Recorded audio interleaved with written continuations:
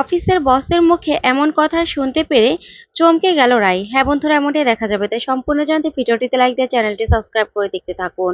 গল্পের শুরুতে দেখা যাবে রাইকে হসপিটাল থেকে নিয়ে বেরিয়ে আসে স্রোত, সার্থক আর বৌমনি।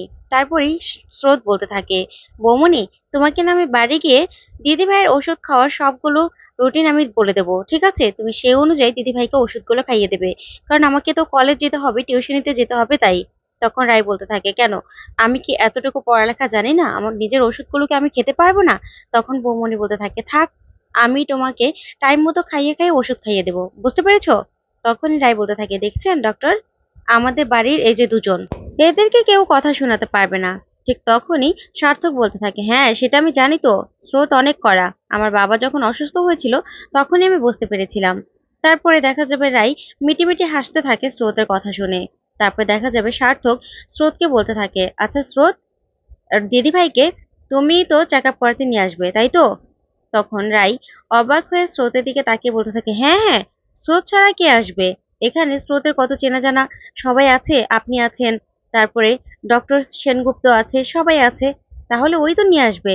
তখন স্রোত বলতে থাকে, দিদিভাই এবার চল তো। তখন সার্থক বলতে থাকে, আচ্ছা আমি গাড়ি করে পৌঁছে দিয়ে আসবো। তখন রাই বলতে থাকে, দেখেছো বৌমনি, আমার কপালটা কত ভালো, রথ গিয়ে আমাকে বাসা থেকে নিয়ে আসছে, আবার আমাকে বাড়িতে পৌঁছে দিচ্ছে, আমার কত ভালো কপাল বলো। তখনই স্রোত বলতে থাকে, না না স্যার, আপনাকে পৌঁছে দিতে হবে না, আমি ক্যাব বুক বুক করছি। এই বলেই স্রোত ক্যাব বুক করতে চলে যায়। ঠিক তখনই অনির্বাণ আর অনির্বাণের মা আসে। আর অনির্বাণ এসেই রাইয়ের পায়ের কাছে বসে বলতে থাকে, রাই, তুমি এখন কেমন আছো? তারপরে দেখা যাবে রাই অনির্বাণের দিক থেকে মুখটা সরিয়ে নেয়। তখন অনির্বাণ বলতে থাকে, রাই প্লিজ আমার দিকে একটু তাকাও, আমার দিকে একটু তাকাও তুমি। আমি অনেক কষ্ট পেয়েছি, বিশ্বাস করো, আমি নিজের ভুলটা বুঝতে পেরেছি। তুমি আমাকে যে শাস্তি দেওয়ার দাও, তারপরে তুমি আমার সাথে এরকম করো না প্লিজ। আমি এভাবেই নিজের বিবেক যন্ত্রণায় মরে যাচ্ছি, আমি শেষ হয়ে যাচ্ছি রাই, আমি শেষ হয়ে যাচ্ছি। তারপরেও রাই অনির্বাণের দিকে তাকায় না। তখনই অনির্বাণের মা বলতে থাকে, রাই, রাইকে এবার আমরা বাইরে নিয়ে যাব। বাড়িতে আমরা সব ব্যবস্থা করে ফেলেছি, সেখানে রাইকে দরকার হলে একদম প্রপার ট্রিটমেন্টে রাখবো। দুজন নার্স থাকবে ওর আশেপাশে, আর একটা রুম দরকার হলে ওর জন্য আইসিইউ করে দেব। রাইকে আমরা এখন বাড়ি নিয়ে যাব। তখন স্রোত বলতে থাকে, হ্যাঁ দিদি তো এখন বাড়িতেই যাবে, দিদির যেখানে যাওয়ার কথা। তখন অনির্বাণের মা বলতে থাকে, ওর বিয়ে হয়ে গেছে, এখন ওর শ্বশুর বাড়িটাই ওর নিজের বাড়ি, বুঝতে পেরেছো? তখন স্রোত বলে, না না, অনির্বাণদার বাড়ি আছে জানতাম, কিন্তু সেটা তো আমার দিদি ভাইয়ের নয়। তাহলে তো এত অপমান, এত কথা সহ্য করতে হতো না। দিদিভাই সেখানে যাবে, যেটা ওর নিজের বাড়ি, যেখান থেকে ও বড় হয়েছে, বুঝতে পেরেছেন? তখন এই কথাতে অনির্বাণের মা বলতে থাকে, স্রোত, তুমি কিন্তু একটু বেশি বাড়াবাড়ি করছো, তুমি একটু ওদের মাঝখানে বেশি ঢুকে পড়ছো না? এত কথা তো দরকার নেই। তারপরে অনির্বাণ বলতে থাকে, স্রোত প্লিজ, আমি বুঝতে পারছি আমি অনেক অন্যায় করেছি, কিন্তু আমি তোমাদের কাছে পুরোটা আমাকে সমর্পণ করছি। রাই, তুমি আমাকে প্লিজ চড় মারো, যাই করো, কিন্তু আমার দিক থেকে মুখ ফিরিয়ে নিও না। তুমি কিছু বলো, চলো আমার সাথে, আমি তোমাকে নিয়ে যেতে এসেছি। কিন্তু রাই কিছুই বলে না। রাই বলতে থাকে, বৌমনি, আচ্ছা তুমি বাড়িতে গিয়ে আমাকে সেই তোমার হাতের স্যুপটা করে খাওয়াবে তো? তখন বৌমনি বলতে থাকে, হ্যাঁ করে খাওয়াবো তো রাই। তারপর অনির্বাণ বলতে থাকে, তুমি কি আমার কথা শুনতে পাচ্ছ না রাই? কেন আমার সাথে এরকম করছো? কথা বলো আমার সাথে। কিন্তু রাই কোনো কথাই বলে না অনির্বাণের সাথে। তারপরেই অনির্বাণের মা অনেক কথা বলতে থাকে আর বলতে থাকে, আমরা রাইকে নিয়ে যাব।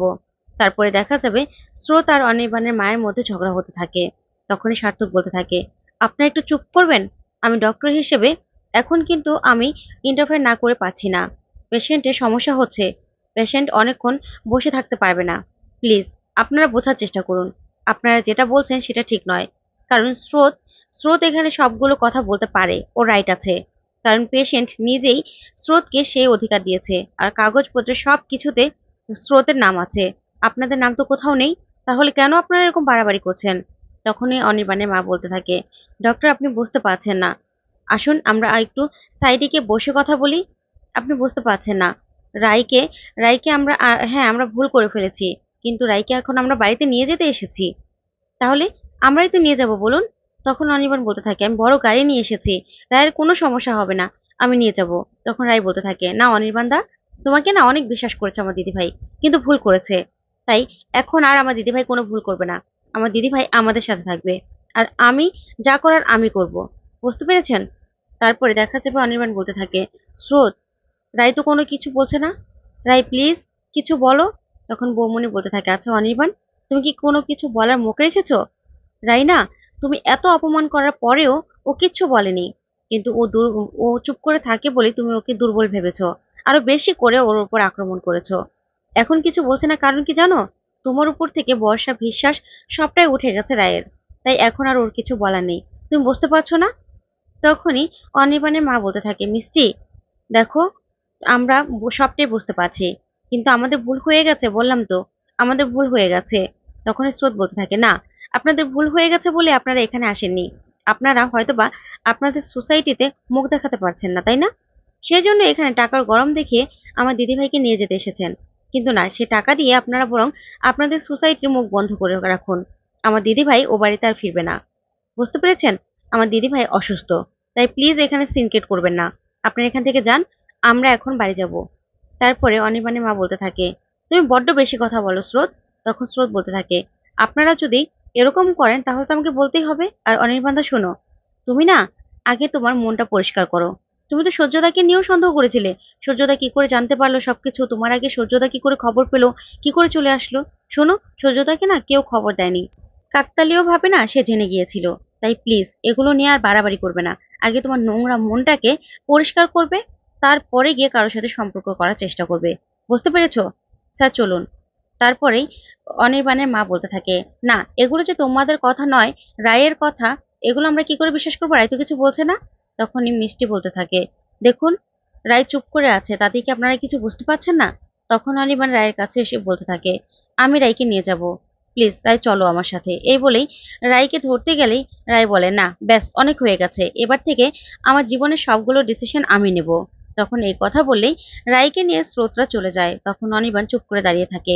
তারপরে দেখা যাবে অনির্বাণের মা বাড়িতে গিয়ে খুব রাগারাগি করতে থাকে। তখন অনির্বাণের বাবা বলতে থাকে, কি ব্যাপার, তুমি চলে এসেছো, অনির্বাণ কোথায়? তখন অনির্বাণের মা বলতে থাকে, কে জানে আমাকে নামিয়ে দিয়ে কোথায় চলে গেল, জানো তো, ওরা আরো অপমান করলো আমাদের, আসলো না। তখন অনির্বাণের বাবা বলতে থাকে, আমি জানতাম তো রায় আসবে না, তোমরা শুধু শুধু গেলে। আমি তো বলেছিলাম যাওয়ার দরকার নেই, কারণ তোমরা যে কাজটা করেছো তাতে এত তাড়াতাড়ি ও সবটা ভুলে যাবে তা কিন্তু নয়, তোমাদের একটু সময় দেওয়া উচিত ছিল। তখনই অনির্বাণের মা আরো ছোট করে কথা বলতে থাকে ওদের, আর বলতে থাকে, বড় বড় কথাই আছে, কোনো ট্রিটমেন্ট করাতে পারবে? কিছু করতে করতে পারবে না তো, জানি তো কিচ্ছু করাতে পারবে না। তখনই অনির্বাণের বাবা বলতে থাকে, শোনো, মধ্যবিত্তদের না আত্মসম্মান বোধটা অনেক বেশি, সেটা হয়তোবা তুমি আমি বুঝতে পারবো না, তাই ওদেরকে সময় দেওয়া উচিত ছিল। তাই এগুলো নিয়ে না আর চিন্তা করো না। তোমরা একটা ডক্টরের ভিত্তিতে রায়কে তো সন্দেহ করেছো, আরো খারাপ কথা বলতে তো বাঁধোনি তোমরা। আরেকটা ডক্টর যে দেখাতে হবে সেটাও ভাবোনি, রাইকে কোনো কথা বলার সুযোগ দাওনি। তাহলে এখন কেন এরকম করছো তোমরা মা ছেলে?